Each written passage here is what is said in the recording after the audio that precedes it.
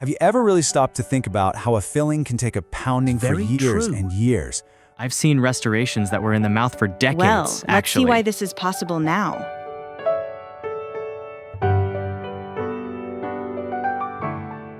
Well, it's not magic, right? It's the incredible science of dental materials. Today, we're going to dive into the stuff that is the literal foundation of modern dentistry. Everything from stopping cavities before they even start to completely rebuilding a perfect smile. All right, let's jump right in. So here's our game plan. We'll start with the core challenge. Why we need all these materials in the first place. Then we'll talk about our first line of defense, prevention. After that, it's all about the art of the fix, getting into our restorative materials. Then we'll take a look behind the curtain at how custom restorations are made, that whole journey from the dental chair to the lab. And finally, we'll wrap it all up by looking at how a dentist actually makes that final, critical choice for their patient. Okay, so before we can appreciate the solutions, we really have to get a handle on the problems. I mean, what are we up against? What are the forces and factors that can actually damage our teeth? Which, let's be real, are some of the strongest things in the entire human body. I love this slide because it really gets to the heart of it all. Every single restoration we place tells a story. It's a direct response to some kind of damage that has happened. Our job isn't just to, patch a hole. It's to use these amazing materials to bring back function, to bring back the look of the tooth, and to give our patients lasting health. And believe me, that damage can come from pretty much anywhere. You've got the obvious stuff, right? Traumatic injuries from sports or accidents that can fracture teeth. But then you have systemic diseases that can wreak havoc on the bone that supports the teeth. And sometimes the problem is purely genetic, disorders that cause defective enamel from birth, which means a whole lifetime of needing material-based solutions. But of course, the best-case scenario, the absolute ideal, is to stop that damage from ever happening. And this is where dentistry really shines. So let's look at how we use a very specific set of materials as a powerful, proactive shield for our patients. Now that is a pretty bold statement, isn't it? But it really drives home the unbelievable impact of preventative dentistry. And a huge piece of that success comes down to the smart, targeted use of the materials we have available to us. So what's in our preventative toolkit? Well, we have topical fluorides, which basically give enamel a chemical boost to fight off acid attacks. We've got pit and fissure sealants, which are like tiny protective shields that we paint into the deep grooves of molars where cavities love to hide. And of course, custom-formed mouth protectors, absolutely essential for absorbing and spreading out the force from a sudden hit during sports. So you might be wondering, how in the world do those sealants stick to teeth so well? It's fascinating, really. It's not like glue. It's something called mechanical bonding. What we do is use a really mild acid to gently etch the tooth's surface, which creates thousands of microscopic little pores. Then, the liquid sealant just flows into all those nooks and crannies and hardens, creating this incredibly strong physical lock. It's brilliant.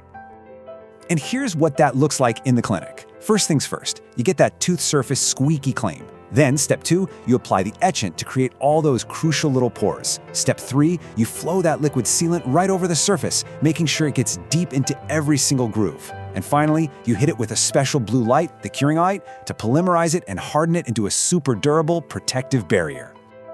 Okay, but what happens when prevention isn't enough? What if the damage is already done? Well, that's when we have to switch gears and get into the art of restoration. Let's dive into the incredible world of materials we use to actually repair and rebuild teeth. When we're talking about tooth-colored fillings, the kind we place right there in the chair, we've basically got 4 main families of materials. Composites are by far the most popular kit on the block, but we've also got other really important players like compomers and a couple different types of glass ionomers. And each one has its own unique personality, its own strengths and weaknesses. Now this table right here is why material selection is such a crucial skill. Because there is no single best material. Look at this. For a front tooth where appearance is everything, composite is a no-brainer. The aesthetics are excellent and it's super strong. But what if you're working on a molar for a patient who gets a ton of cavities? A glass ionomer with its high fluoride release might actually be a much smarter choice in the long run, even though it's not as strong or as pretty. It is all about weighing the clinical trade-offs.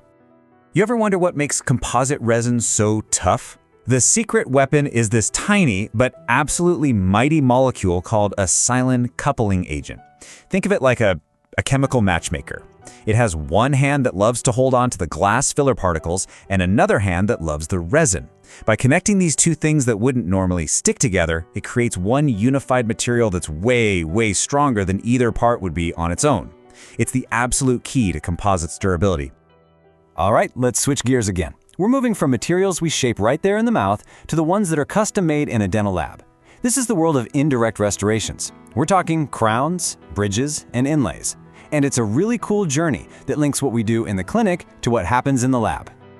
So, how is it possible to create a crown that fits so perfectly, down to the micron, that you can't even feel it's there? Well, it all starts with one absolutely critical step: taking a perfect impression, a perfect replica of the patient's mouth. And to get that perfect fit, you need a perfect impression. And just like with fillings, we have different tools for different jobs. PVS is pretty much the gold standard for accuracy and stability. It's amazing. But polyether is also incredibly accurate, though it's a lot stiffer, which can sometimes be a challenge. So the choice really comes down to the specific clinical situation and which properties you need most for that particular case. So once the lab has an accurate model from our impression, they can use one of the most brilliant and honestly timeless techniques in all of manufacturing, the lost wax technique. It's this incredibly elegant process where you first sculpt a perfect replica of the crown out of wax, and then, like magic, you transform that wax pattern into solid metal or ceramic. The whole thing is just pure artistry. First, a technician meticulously sculpts the final crown out of wax. Then, they attach a little wax channel called a sprue that's going to be the pathway for the molten metal later. And finally, this whole delicate wax setup gets encased in a rock-hard, heat-resistant ceramic material that we call an investment. Okay, now for the really cool part. The mold goes into this super hot oven where the heat just completely vaporizes the wax. That's the lost wax part, and it leaves a perfectly shaped empty space inside. Then, molten metal alloy is forced into that space under high pressure. Once it all cools down, the investment material is broken away, and what you're left with is the raw metal casting, ready to be polished into a beautiful final crown. So, we've talked about prevention, direct restorations, and lab-made restorations. Now it's time to bring it all home and talk about that crucial moment of truth, making the final choice of what material to use for the patient sitting right there in your chair. So after all that, you're probably asking, okay, so which material is the best? And the honest-to-goodness truth is, there's no simple answer. The best material completely depends on a whole bunch of factors, like where in the mouth it is, what the patient needs, and the specific demands of that clinical situation. And this chart right here shows one of the biggest factors perfectly: function. Just look at the staggering difference. A molar has to withstand enormous biting forces, while a front incisor only has to handle a fraction of that. So the material you choose for a molar has to be a total workhorse built for heavy lifting, while for a front tooth, you might prioritize how it looks over just raw power. You see, choosing the right material is a real balancing act. You're juggling function, durability, and aesthetics. For example, for a teenager who gets a lot of cavities, we might pick a resin-modified glass ionomer for their molar because it releases fluoride, even if it's not the absolute strongest or prettiest option out there. It's always about picking the absolute right tool for that specific job. Look, the world of dental materials is always changing. There are new products and new technologies coming out all the time. But the fundamental principles we've talked about today, things like strength, aesthetics, bonding, how you handle it, those things stay the same. By really, truly understanding the science behind why these materials work the way they do, you'll be set up to make the best possible choices for your patients for your entire career.